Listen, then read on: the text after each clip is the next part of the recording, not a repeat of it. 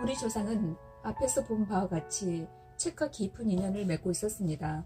그래서 그런지 우리의 조상은 책과 관련해서 세계적으로 경이로운 기록을 많이 가지고 있습니다.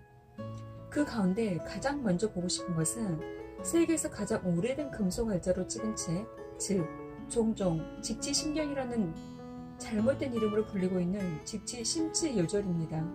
1377년에 간행된 이 책은 다른 모든 책을 제치고 금속 활자로 찍은 최초의 책이라는 것은 아닙니다.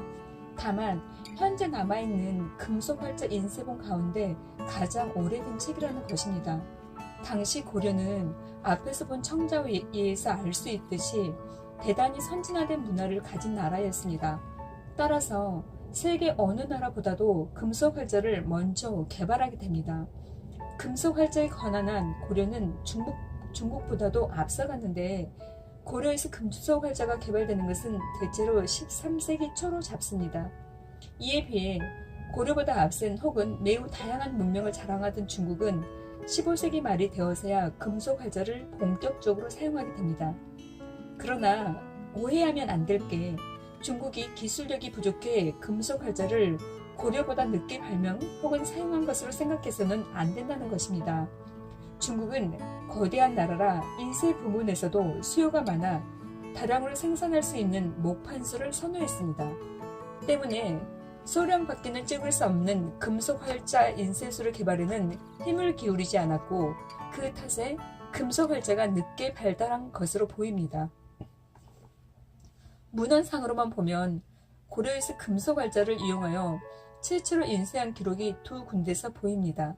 그 첫 번째 것은 남명천 화상 송증도가라는 책으로 풀어서 보면 남명천이라는 스님이 깨친 다음에 남긴 시와 같은 글을 말합니다. 이 문헌은 1239년에 목판으로 간행한 것이 남아있습니다. 이 목판본을 보면 이 문헌은 원래 금속 활자로 인쇄한 것이었는데 목판으로 다시 인쇄한다고 쓰여 있습니다.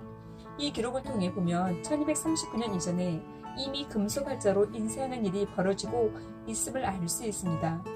그렇게 되면 이 책은 1377년에 인쇄된 직지보다 약 150년 이전에 인쇄한 것이 됩니다. 이 책 다음으로 볼 책은 여러분이 국사 시간에 많이 접했을 상정고금 예문이라는 책입니다. 이 책은 고려 인종 때 최윤의라는 관리가 왕명으로 당시까지 있던 예문을 모아 만든 책이라고 하지요. 이 책은 다 아는 것처럼 전해지지 않고 있는데 단지 고려의 유명한 문신이던 이규보가 자신의 저서인 동국 이상국집에서 인용하고 있어 알게 된 책입니다.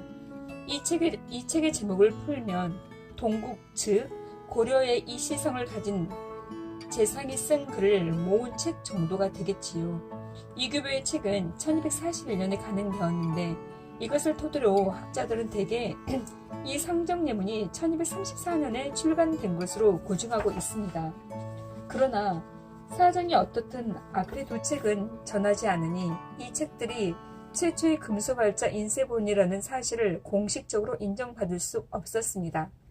세계학계에 대고 우리들이 아무리 뭐라고 해도 해당 실물이 없으니 구텐베르크의 활자에 밀릴 수밖에 없는 것이지요.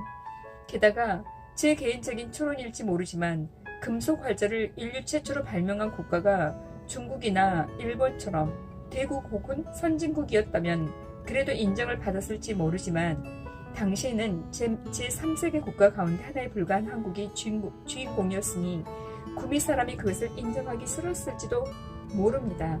이것은 공연히 추측하는 게 아닙니다.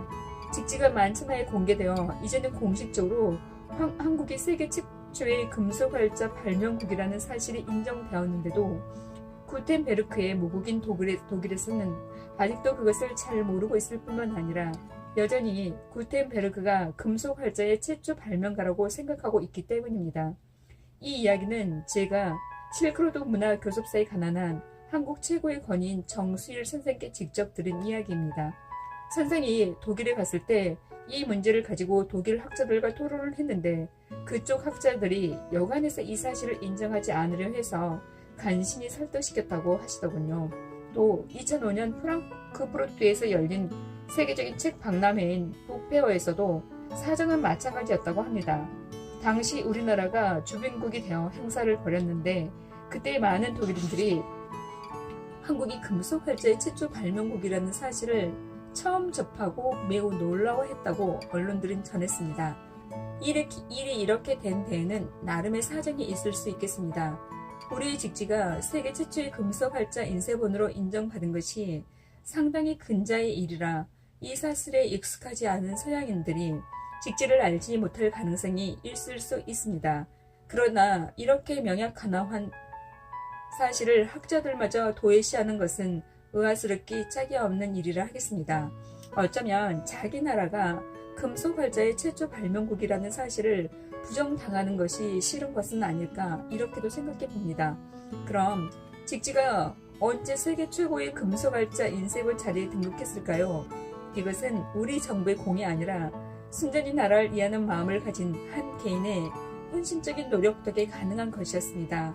이 책이 세상에 나올 수 있었던 것은 전적으로 프랑스 파리의 국립도서관에서 지금도 일하고 계신 박병선 박사님의 공입니다. 여성이신 박사님은 2007년 현재 78세이니 상당히 연료하신 분이십니다. 저는 이분에 대해 이미 알고 있었는데 마침 최근에 중앙일보 2007년 1월 8일자에 박사님에 대한 기사가 나서 더 자세하게 소개할 수 있게 되었습니다. 박사님이 프랑스로 유학을 떠나신 게 1555년이라니까 선진 학문의 일치 깨신 분이셨습니다. 서울대 사범대에서 역사를 전공한 박사님이 유학을 가면서 당시 한국사에 관한 한 최고의 권위였던 두개 이병도 선생을 찾아간 모양입니다. 그때 두개 선생은 병행양요 때 프랑스군이 약탈해간 의계들을 찾아보라고 권했다고 합니다.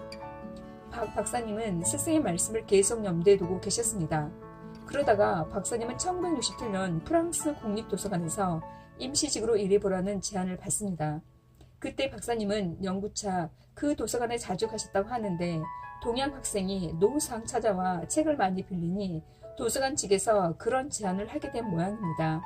임시직이었지만 두개 선생의 가르침을 실현할 수 있다고 생각해 박사님은 그 제안을 받아들여 일하게 되었습니다. 그러던 중 박사님은 1978년 드디어 도서관 한 구석에서 외교 장각의 의궤를 발견하게 됩니다. 또 중국의 고서를 정리하던 중 박사님은 역사적인 직지를 발견하게 됩니다. 뿐만 아니라 이 책의 맨 뒷장에서 이 책이 고려의 백운회상이 집필하고 1377년 청주 흥덕사에서 금속 활자로 인쇄되었다는 기록인 간기를 발견합니다. 이 책이 중국 책이 아니라 고려 것이라는 사실을 발견한 겁니다. 그야말로 하늘이 놀라고 땅이 요동을 치는 이른바 경청동지할 발견을 하신 겁니다. 당시 그 도서관의 프랑스 직원들은 동북아의 고문원에 대해서 정확하게 모른 것이죠. 우리나라 책을 중국 문헌에 포함시켜 놓았으니 말입니다. 연대로 따지면 박사님이 이 책을 발견한 것은 1960년대 말기라고 합니다. 이때부터 박사님은 이 책이 정말로 금속 활자로 인쇄된 것이라는 것을 밝히기 위해 온갖 노력을 기울입니다. 유럽인은 실증적인 것을 중요시하기 때문에 책의 간기에 나오는 기록만으로는 이 책이 금속 활자 인쇄본이라는 것을 증명하기가 쉽지 않았습니다. 하기야 이런 기록은 얼마든지 거짓으로 만들어낼 수 있으니 믿기 힘들 수도 있습니다. 박사님은 금속 활자 전공이 아니었기 때문에 그때부터 한국에다가 금속 관련 연구 업적들을 보내달래기도 하고 유럽에 있는 문헌을 뒤져 연구를 시작합니다. 당시 이 주제에 관해 연구한 학자는 거의 없었다고 합니다. 사정이 이렇게 되니 할 수 없다 싶었던 박사님은 당신 스스로 금속 활자를 만듭니다. 지우개나 무 등을 파서 직접 금속 활자를 만들었는데 이러는 과정에서 불이 나기도 하는 등 나름대로 많은 어려움을 겪으셨다고 합니다. 그런 고된 과정을 거쳐 박사님은 드디어 납 활자를 만들어내는데 성공했고 그것을 토대로 금속 활자 인쇄본이 목판본과 어떻게 다른가를 발견합니다. 그럼 박병선 박사님은 어떻게 직지가 금속 활자 인쇄본이라는 것을 증명하신 걸까요? 이를 알기 위해서는 금속 활자 인쇄본과 목판 인쇄본이 어떻게 다른가를 알아야 합니다. 이 두 인쇄본의 차이에 대해서는 많은 연구가 있고 그런 까닭에 그 비교하는 방법이 나름대로 복잡합니다. 여기는 그것을 전문적으로 보는 자리가 아니기 때문에 골자만 골라서 보겠습니다. 여러분은 금속 활자 인쇄본과 목판본을 상상하면서 비교해 보시기 바랍니다. 우선 글자 문제입니다.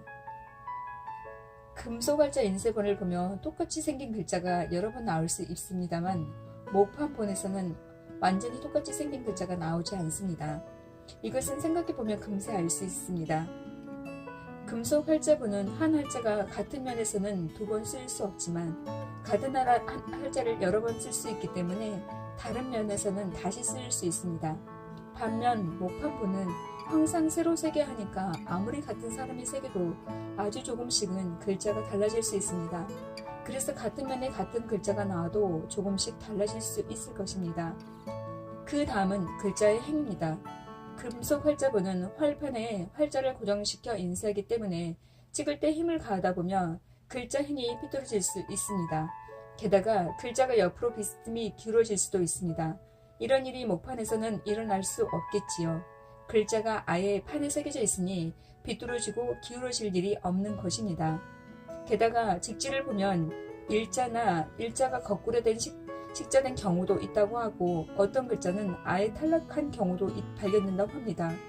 거꾸로 식자된 것은 활자를 거꾸로 넣은 것이겠죠. 이런 사례를 통해 우리는 직지가 틀림없이 금속 활자 인쇄본이라는 것을 확신할 수 있습니다. 그 다음에 칼자국에 관한 것입니다. 금속 활자본은 칼로 조각게 만든 것이 아니라 주주에서 만든 것이기 때문에 칼자국이 나올 리 만무합니다. 반면 목판본은 명확하게 칼자국이 남거나 혹은 나무를 판 것이라 나무 결이 나타나는 경우가 있습니다. 이런 것들이 금속 활자본에는 나올 수 없습니다. 그리고 금속 활자본에는 목판본에서 발견되지 않는 금속 찌꺼기라는 할 수 있는 너도리가 활자 가장다리에 나타나는 경우가 있습니다. 주주할 때 완벽하게 처리되지 않아 활자 옆에 찌꺼기가 너덜너덜하게 남은 것입니다. 이런 것은 목판본에서는 있을 수가 없겠지요. 그리고 금속 활자본의 경우에는 오래 사용한 활자로 인쇄를 하면 글자의 획이 가늘어질 수 있는 반면 목판본에서는 아예 글자 획이 떨어져 나갈 수 있다고 합니다. 목판은 나무로 만든 것이라 부분적으로 떨어져 나갈 수 있는 모양입니다. 마지막으로 검토해보고 싶은 것은 인쇄된 상태입니다. 금속 활자본은 일반적으로 목색이 진하지 않고 목색의 농도도 차이가 많이 난다고 합니다. 그러니까 잉크처럼 바른 묵이 옅게 묻혀져 전반적으로 흐리게 나온다는 것입니다. 그리고 그 농도 역시 동일하게 조절을 할 수 없어 같은 면에서도 차이가 난다는 것이죠. 그런가 하면 반점이 나타나는 경우도 많다고 합니다. 종이의 잉크가 고르고 선연하게 인쇄되는 것은 초기에는 쉽지 않은 기술이었다고 합니다.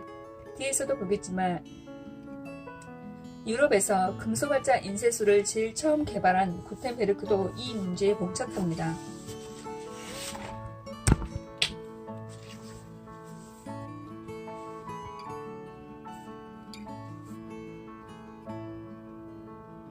그는 이 문제를 해결하기에 아주 훌륭한 방법을 고안해냅니다.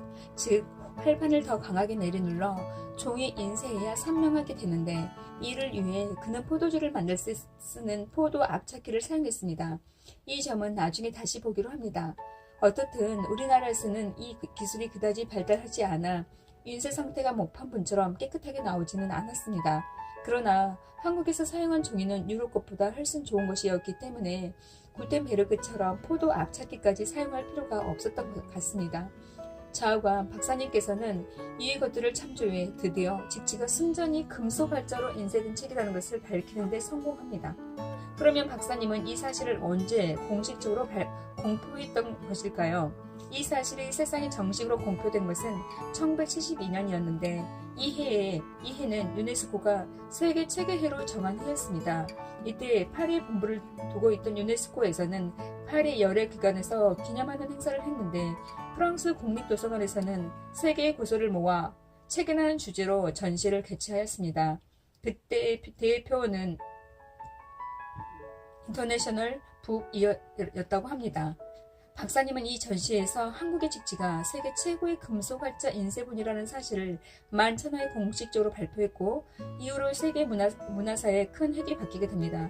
그때까지는 구텐베르크의 금속 활자 인쇄본이 세계에서 가장 오래된 것으로 인정되었는데 우리가 그 자리를 대신 꿰차고 들어간 것입니다. 현재 이 책은 프랑스 국립도서관의 기중본으로 분류되어 동양문헌실 금고에 잘 보관되어 있다고 합니다. 세계적인 보물이니만큼 그들도 보관에 신경을 많이 쓸 것으로 생각됩니다. 청주 흥덕사터에 세워진 고 인쇄박물관에서 학예연구원으로 재직한 라경준 박사는 이 직지 업무를 본 소수의 한국인 가운데 한 사람인데 보존 상태가 아주 좋고 도서관 직원들도 이 책에 대해 많은 애정을 갖고 있다고 보고하고 있습니다. 이 책은 한국의 1972년 12월에 사진본이 소개되어 그제야 한국인도 이 사실을 확실하게 알게 됩니다. 사실은 이 책이 1972년에 처음 공표된 것은 아닙니다. 이보다 훨씬 더 일찍 공식적으로 소개된 적이 있습니다. 원래 이 책은 19세기 말에서 20세기 초까지 한국에서 프랑스 공사를 지냈던 콜랜드 플랑시가 수집하여 본국으로 보낸 것입니다. 그는 두 차례 서울에 머물렀는데 그 두 번째인 1896년과 1902년 사이에 책을 수집한 것으로 추정됩니다. 정확히는 적어도 1900년 이전입니다. 그때 그가 입수한 것은 상하이로 되어 있는 정권이 아니라 학원만이었습니다. 상하로 되어 있는.